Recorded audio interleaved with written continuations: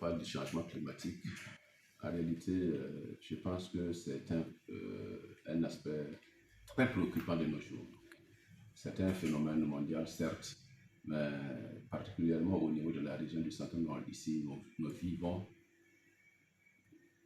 au quotidien les effets de ce changement climatique. Moi, j'ai l'habitude de plaisanter avec les gens en leur disant que non, au Centre-Nord, nous ne sommes même plus à la porte du Sahel, mais nous sommes de plein pied même dans le Sahel maintenant. Parce que quand on regarde comment les choses se présentent, d'abord le début de l'installation de la campagne pluvieuse, les choses ont totalement évolué. On avait connu le début de la campagne pluvieuse dans la région ici autour de fin mai, début juin. Actuellement, les choses ont beaucoup évolué. Ça, il faut peut-être attendre fin juin, début juillet.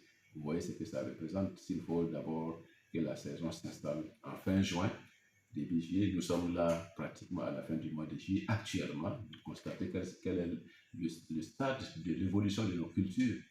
Ça fait peur. La montaison, nous ne sommes même pas à une hauteur de peut-être quoi, de 15-20 cm.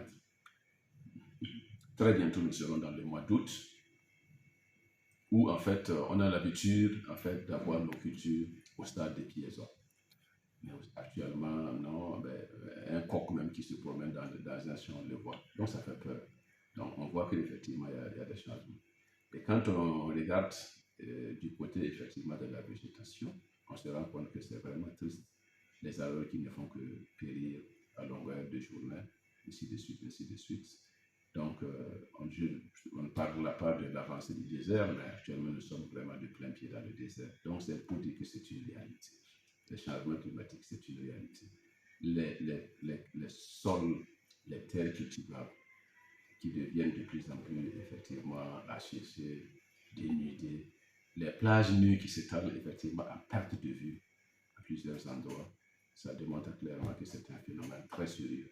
Et effectivement, ça demande que l'ensemble des acteurs puissent prendre ce phénomène-là au sérieux, que des actions vigoureuses soient entreprises pour que nous puissions à la limite limiter. Je dis bien limiter, parce que je ne suis pas sûr que nous pouvons arriver à terme de ces effets, mais nous pouvons quand même limiter les effets de ce changement climatique. Et c'est d'ailleurs dans cette logique-là, dans cette dynamique, que nous entreprenons effectivement l'ensemble de ces actions, voilà, de récupération et de mise en valeur de terres dégradées. Quand je parle de récupération